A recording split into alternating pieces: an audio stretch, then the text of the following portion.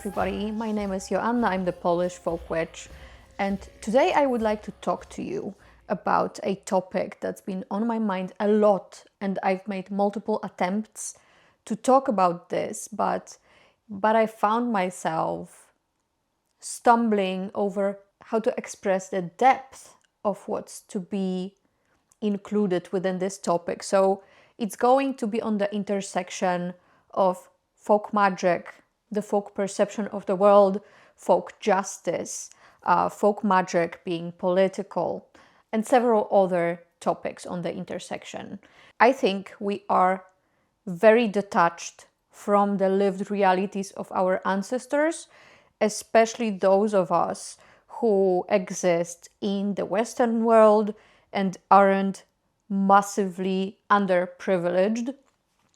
And this can be observed very clearly in the way some people approach folk magic and even witchcraft today. And when we see fellow practitioners arguing about whether folk magic or witchcraft is political, or people mixing cultural heritage or traditional practices in ways that make no sense, we can clearly see that some folks are not only, as I was saying, very detached from the lived realities of their ancestors, they don't understand the foundation upon which folk magic was built and thrived in traditional communities, in traditional cultures. It's becoming a problem in the context of staying true to said practices in terms of their original historical meaning and function that it served for the folk. So today I would like to talk a bit about we have this expression in Polish that goes like this, na chłopski rozum, which could be translated to mean that we understand something in like a peasant way. It's really hard to translate this directly, but the na chłopski rozum essentially means that we are trying to understand things or perceive things the way they would naturally kind of make sense to us intuitively, that sort of way of thinking.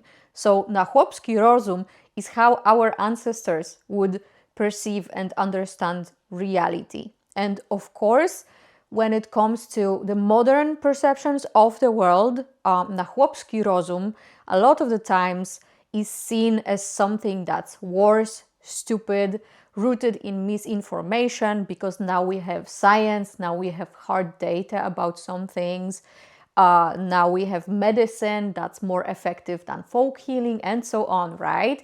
So na chłopski rozum these days has become a way to offend somebody that they might not necessarily be smart enough to understand reality objectively, you know? But when it comes to folklore, folk magic, and trying to understand the traditional archaic perceptions of the world that were present in the lives of our ancestors and still survive to some degree in traditional cultures today, na chłopski rozum becomes this entry point into understanding these worldviews, these practices, these traditions. And in my humble perception, when I perceive things na chłopski rozum, so in a peasant understanding kind of way, to me that's not something that's offensive. That is a way of thinking that comes from the earth, is very rooted in the observable reality around us, that is not objective. It's not objective. It flows directly from lived experience. It does not discriminate based on what's hard data versus what isn't considered hard data.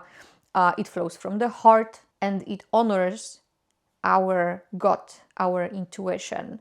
So whenever, for example, I'm referencing sources to dig for some historical practices of folk magic, a lot of the times you can't really decipher their original meaning just by reading some kind of academic source. You need to be using your chłopski rozum to be able to understand why these practices looked a certain way, why certain symbolism was linked a particular way in a magical working to enact change in the world, to create a sympathetic connection, and so on.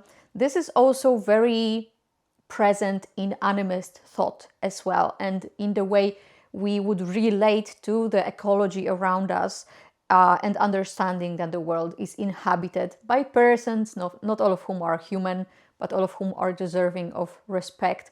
So this way of thinking is essentially crucial to being able to practice folk magic in a way that's maybe truer to how it would originally be approached by our ancestors, in my humble opinion, of course.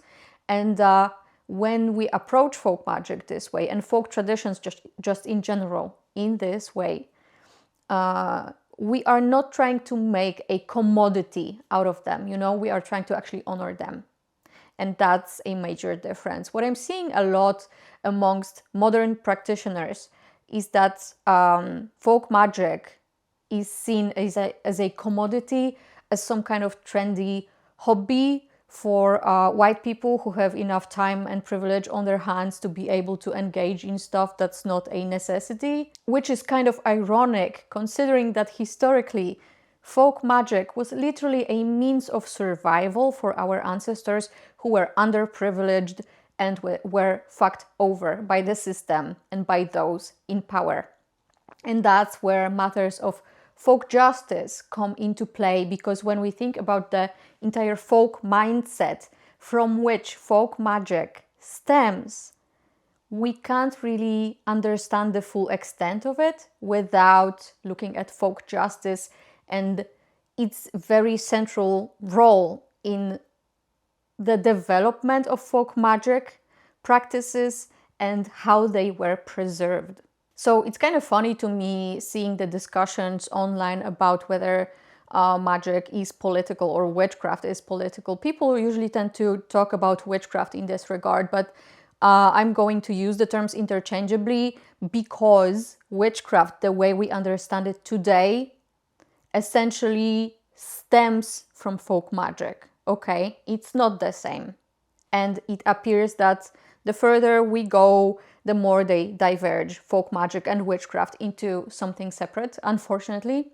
But still, witchcraft is rooted in folk magic. That's where it stems from. That's where it has its foundations, right? So again, when I see people arguing that witchcraft is not political, it's hard for me not to laugh, to be honest, because I think that kind of approach to witchcraft is essentially misinformed. It's ignoring the history of these practices and why they were cultivated and why they were absolutely crucial to the survival of our ancestors. Some people say that, the fact that somebody was doing folk healing or doing some magical practices to help somebody deliver a baby, or like doing herbalism and stuff like that, or protection magic to protect their cattle from dying, that's not political. But I think people fail to understand that if our peasant ancestors weren't treated as subhumans and they had human rights the same way that nobility, were treated in society, they wouldn't even need folk magic to survive, People needed folk magic, folk medicine, folk herbalism to literally try and do everything in their power, which they had really not a lot of that power at their disposal, to try and better their chances of survival. Because they couldn't turn to some people in nobility, some people in power, or even, clergy for aid. Nobody gave a fuck. The folk of peasantry, at least in Poland, were very much a commodity. They were forced into labor under serfdom. They weren't allowed to possess things a lot of the times, or the possession of things was limited in some ways. They had no access to education, no access to professional medicine. Their living conditions were a lot of the times very poor. So that was the reality. And now, when you live in such circumstances, your survival is endangered. You might not be able to survive if anything goes wrong with harvest, or if the atmospheric phenomena this particular month are not in your favor. Life back then was very difficult, very fragile for our ancestors, and the mortality rates support that as well. So people would do magic to make sure that they don't die, that their children don't die, that their cattle don't die. How is that not political? People would do protection magic because the system would not protect them. People did healing magic because they had no access to medicine or doctors. And people pacted with all sorts of spirits to literally aid them not to be persecuted by those in power, or punished by those in power, or forced into even more difficult living conditions, So again, I think that's kind of self-explanatory, and that's why folk justice exists at the very roots of folk magic. And even today, doesn't matter who the fuck you are, I think it's only fair that we respect that and we remember that. And we are aware that many people today still use folk magic in that exact same way.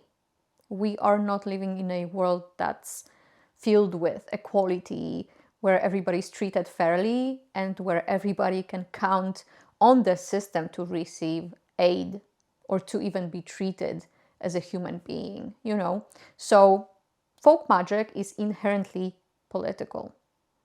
Now, when it comes to the chłopski rozum as well, folk magic is the kind of magic that's rooted in what you have. What I have, I hold. Our ancestors, when it comes to folk magic, for example, in Polish folk magic, there would not be, specifically consecrated tools or very elaborate rituals, but there would be folk taboos of how you can do things, how you are never supposed to do things, and that does not only include magical operations, but just anything you do that may put you in contact with the other worlds. And that's why I'm saying that you need to be understanding the entire folk perception of the world in order to be an effective folk practitioner, and not just recreating the practices themselves. I see a lot of reconstructionists who are essentially, taking documented historical practices and recreating them word by word to the instruction, which is great in theory, but in practice, if that is not accompanied by the entire understanding of the worldview, of the culture, of the foundation of the world perception, of the ontology from which that practice emerged in the first place, it's not necessarily going to be effective, because you are not understanding why you are doing the things that you're doing and the way that you're doing them. It's crucial, and it's, I think, more important to be understanding the world perception, to be incorporating it into your actual lifestyle, than to be recreating things down to the instructions, There is a difference between doing something from the gut, from the heart, and recreating something because it's written down somewhere in that particular way. So that's, I think, one of the crucial differences that we see in general between simple folk practices and ceremonial practices. Again, na chłopski rozum, so something that should be very easy to figure out by, base like intuition, is that folk magic comes from the people who had no education, were illiterate. So they would not be following any books for instructions. They would be doing things according to the folk taboos and traditions and cycles that exist in the world around them. That's something that does not need to be referenced somewhere or replicated somewhere. versus people who were from the higher spheres, nobility. They were educated and literate. Those are the people who would be following instructions, doing very elaborate rituals, importing some very rare or expensive ingredients for their craft, consecrating their tools, every single tool for one tiny thing that you do. That's all fine, but these two things are not the same. These are not the same traditions. These don't come from the same worldview. The worldview is very important. The worldview is related to how you perceive the spirit world, how you perceive the entire world to be working. There are literal mechanics behind how things work. And that's important for magic. You want to know how things work if you want to affect some kind of change in the world, right? And that also includes folk justice. That includes relationships with spirits and how you approach them. Everything is different between these worldviews, okay? We can't really fully bridge these two worlds. It's not fully possible because you either engage in fair relations with spirits or you seek to trap those spirits and use them for your benefit. You know what I mean?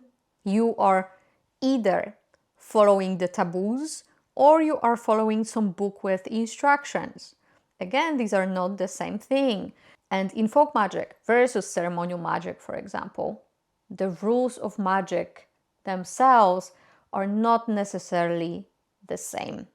Some of the base may appear the same, but again, the mechanics of how things work may be very different because they are rooted in the entire world perception that's accompanying the tradition and where it stems from. Now, when it comes to folk magic, it does incorporate cultural elements of various other traditions that exist in the place where the particular folk magic exists, right? So, for example, in Poland, you would have this base kind of folk understanding of reality that was present from pre-Christian times, obviously. Then you add Christianity to the mix on a cultural level, not necessarily religious level, which from that mix, dual faith and heretical practices are born, right? So folk magic is enhanced by certain cultural perceptions, but these are not religious perceptions, and they do not inherently change the kind of folk way of thinking that is behind things, you know? So I think that these things are very important to understand when we are speaking about folk magic and how it works, and when we are trying as practitioners to actually make it work for us in a way that makes sense, you know? Folk magic is never about the individual, it's always about the collective, about mutual aid, about community thinking, about ensuring community survival. And there's actually this cool traditional tale or fable. I read about it in Standing and Not Falling by Lee Morgan. I'm not sure where it comes from, but the story is essentially speaking of a man who really wanted to see what heaven and hell look like. So he asked God to show him. So God takes him to a place. There's two rooms. He takes him to the first room first, and there's a round table. There's people around the table, sitting around the table. There's a big pot of amazing stew standing on the table. It smells so delicious that it makes the man's mouth water.